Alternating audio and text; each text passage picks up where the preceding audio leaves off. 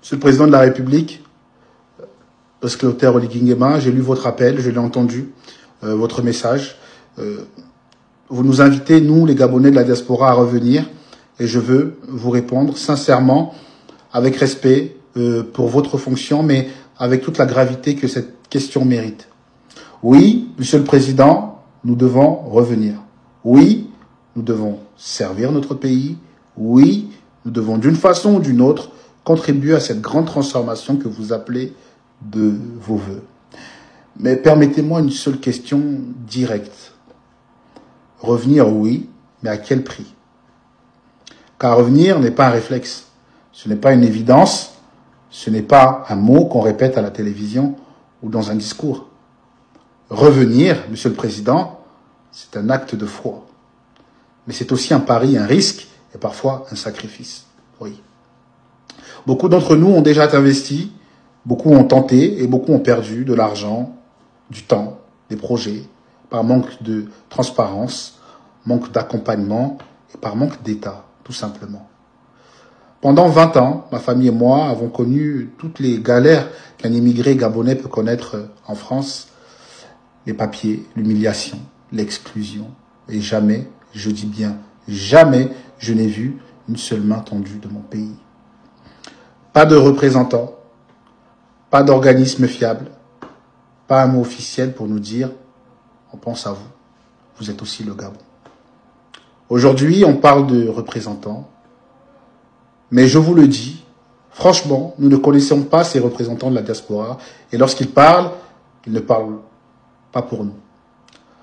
Pendant ce temps-là, le Rwanda accorde des avantages fiscaux aux projets portés par ses ressortissants.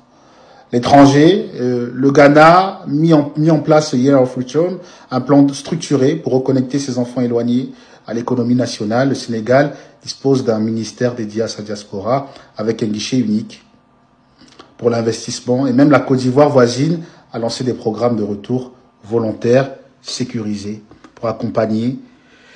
Et nous, au Gabon, rien, ou si peu, des déclarations, des intentions, mais aucune mise en œuvre sérieuse. Oui.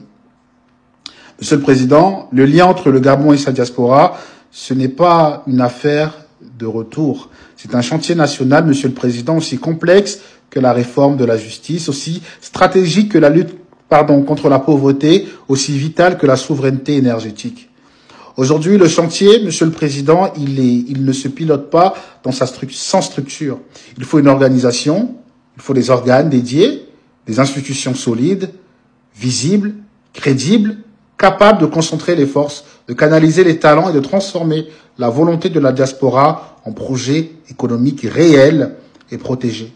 Car la diaspora est une puissance, mais une puissance dispersée, sans boussole, sans ancrage. Tant que nous n'aurons pas une architecture claire pour accueillir nos investissements, nos idées, notre énergie, alors les appels au retour resteront des vœux pieux. Nous, diaspora, nous ne fuyons pas nos responsabilités.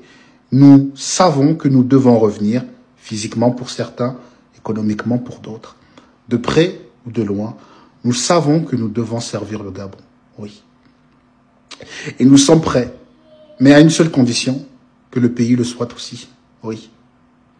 Revenir, oui, mais pas pour être seul, pas pour revivre l'échec, pas pour être méprisé, ignoré ou sacrifié. Ce que nous demandons n'est pas du luxe, ce n'est pas du confort, ce n'est pas un passe-droit.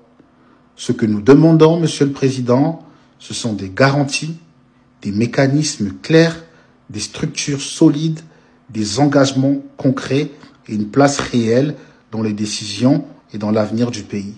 Oui.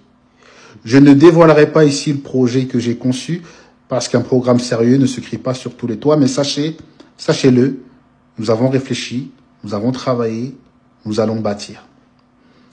Et nous sommes prêts à partager cette vision à condition qu'elle ne soit pas récupérée, mais respectée et portée par ceux qui connaissent réellement la réalité de l'exil. Monsieur le Président, l'histoire retiendra que vous avez lancé un appel et que vous avez été le premier à le faire. Mais elle retiendra aussi ce que vous en aurez fait. Oui. De notre côté, nous ne lâcherons pas. Parce que nous croyons encore en ce pays. Parce que nous l'aimons Et parce que, malgré tout, malgré la distance, malgré les années, malgré l'inaction politique, nous sommes aussi le Gabon. Que Dieu bénisse le Gabon, que Dieu protège les Gabonais.